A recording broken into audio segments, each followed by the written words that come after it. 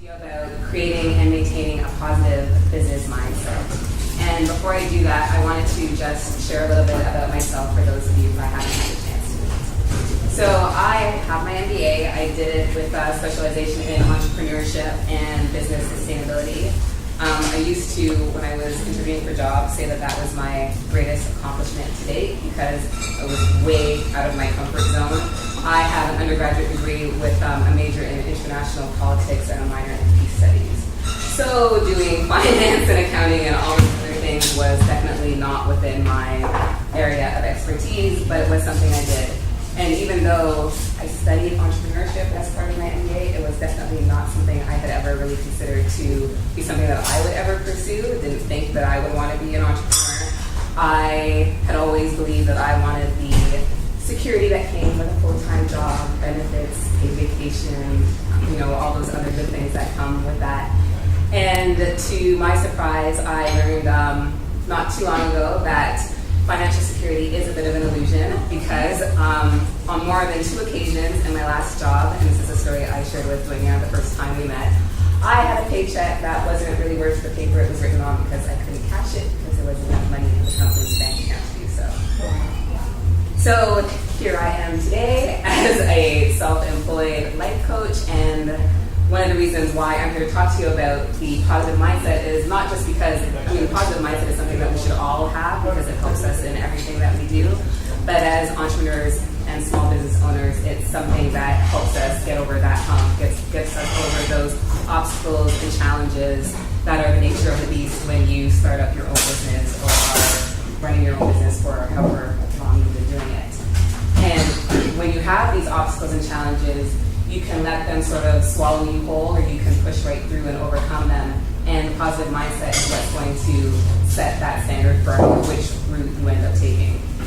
And for me, what's been interesting is that when you're encountering these challenges and obstacles, you have the well-meaning people in your life who are there to support you and encourage you. Often the way that they do it isn't the most supportive and encouraging, right? Because they're going to talk about the stuff they're seeing in the news, the stats on how terrible the economy is, the failure rate of businesses and how many businesses are filing for bankruptcy and all these other things. They're sharing that information with you so that you're making an educated decision.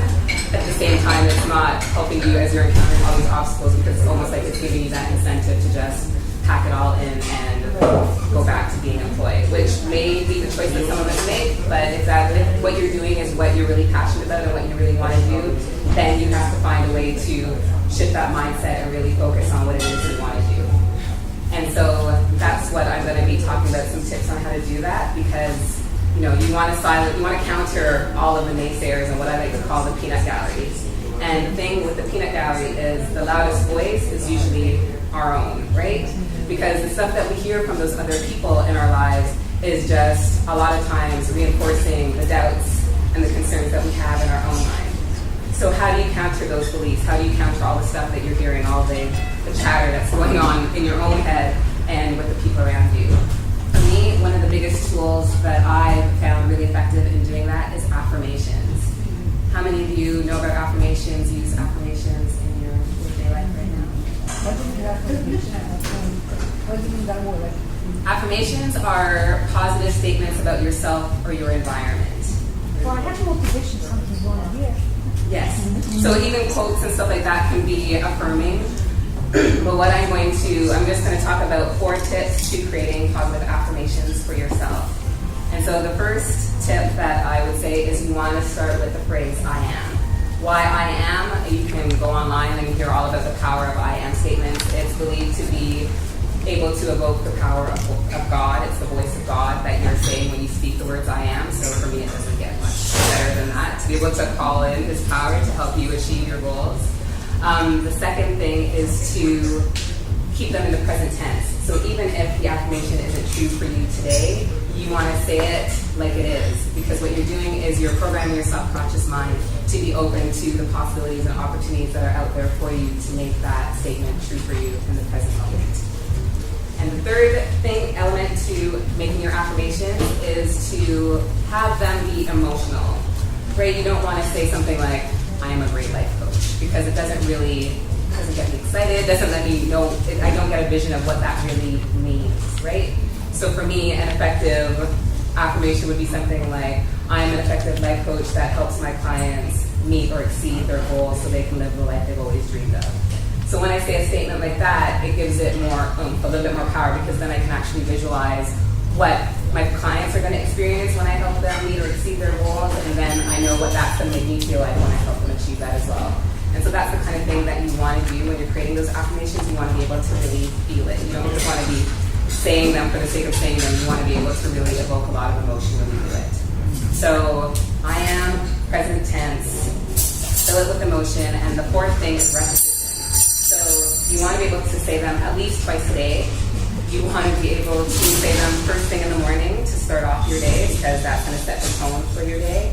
And you want to say them as the last thing you do before you go to sleep at night, because instead of thinking about all the things that you didn't get to do in your day, or that you didn't cross off your list, or all the things that went wrong in your day, you're going to go into your sleep state thinking about all the things that you want for your life instead.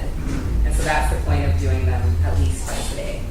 When I hired my life coach about 4 years ago, the suggestion he made was to create multiple sets of your affirmations. So I had a set on my nightstand, I had a set on my desk at work, I had a set in my purse, and I had a set in the bathroom. And the bathroom set wasn't because I spent a lot of time in the bathroom. It was there because for me, mirror work works. And so to be able to look myself in the eye in the mirror and say those affirmations just gave it that much more bite, that much more power. And I know that a lot of people are uncomfortable with mirror work. They don't like to look at themselves and have conversations with themselves, but I always say that the more uncomfortable that notion makes you, the more likely you are to need to try it out. And the other thing about having the affirmations in different places is that when you're encountering those challenges and obstacles that have you questioning why you're doing what you're doing, you can pull those out and say those affirmations to give you that encouragement to push right through. And my funny story about affirmations is when I first started doing affirmations, I got a little carried away. I had got a pad of sticky notes and started to post sticky notes all over my condo with all these affirmations. And my boyfriend was on a business trip at the time and came back to practically wallpaper of sticky notes, right? And so he thought I had gone off the deep end. He was like, what is really going on? But I mean, he didn't take it too seriously. He actually started reading them off and would like tease me about them because of some of the stuff I wrote on those affirmations. But what's funny is that in those times, because he too was an entrepreneur, and we'd be having discussions about the challenges he was facing and stuff, he would actually refer back to some of the affirmations that were on my wall.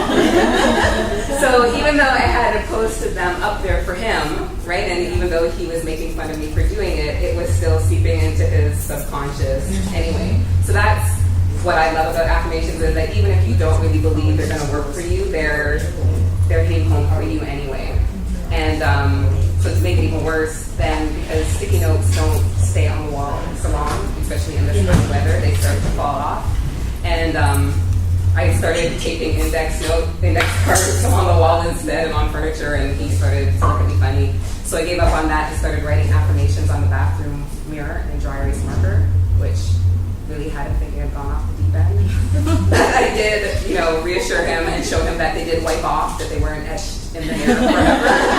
So he's gotten to be okay with it, as okay as he's going to get. But they change every time I clean the bathroom, so there's new inspiration for him to enjoy. And so, as you can see, I love affirmations. I love talking about affirmations, but there are some other tools that I want to share with you as well. And another great tool is coming to meetings like this, right? Because when you're an entrepreneur, especially if you're a solopreneur and you're working from home, you can start to believe that you're the only one going through those challenging times, right? So when you come to events like this, you get to talk to other people, you get to see that you're not the only one suffering through a lot of these challenges, and you get to meet with people who are either going through the same thing or have been there, and they can give you advice on how to overcome them, right? And then, of course, if you have presenters at your event, then you get to hear from them as well. So you get to hear presentations on stuff like financial planning or marketing or business plans or mindset, right? So that is there to help you as well. And the third tool that I think is really great in helping you to maintain a positive mindset is to become part of a mastermind group. Is there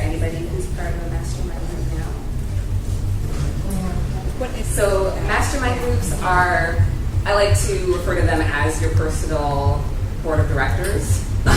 It's based on the concept from Napoleon Hill and Think and Grow Rich, and it's based on the whole idea that, you know, 2 minds are better than one. So if you have, you know, 3 or 4 or 5 minds in a group, then, you know, the sky's the limit. So basically they're there to hold you accountable to the things you have, the goals you've set for yourself and your business, and they're there to be your sounding board, to help you brainstorm different ideas for your business. And because you're going to get people with different expertise, whether they're accountants, you know, they've got legal expertise, sales and marketing expertise, or whatever, that they're coming from different perspectives, so that when you're struggling with certain things and you have those brainstorming sessions, you're going to get both left brain and right brain people in the room to help you get through those things and give you those different perspectives. So that's what I love about mastermind groups. And then the last thing that I think is really great is having a vision board, which is why I am doing a vision board workshop in August, and I brought one that I had done many moons ago. I don't even remember all that's in there, but I will pass it around for you to take a look at. And vision boards are really just there to be a visual reminder of all the things that you're striving towards, right? So it's, you know, all the places in the world you want to visit, or if you have inspiring quotes and stuff like that, then you can cut them out and put them up there. You know, your dream home, your dream car, whatever it is that you're working towards when you're working and doing the things that you want to do for your business. That's what that's there for. Okay. And of course, I'm here to help you in any way, shape, or form that I can to help you achieve your goals and do what you want to do to move forward in your business. And my contact information is in the handout. And I wanted to end with a quote because I love quotes so much. And it's by Dr. Neil Donald Walsh. And it says, glorify who you are today, do not condemn who you were yesterday, and dream of who you can be tomorrow. And so I just wanted to close by wishing you all much success in everything that you do. And our next speaker is Yvonne, and she is a results-driven high-performance coach, consultant, and speaker. And she will be sharing tips on quick wins to start and grow your business.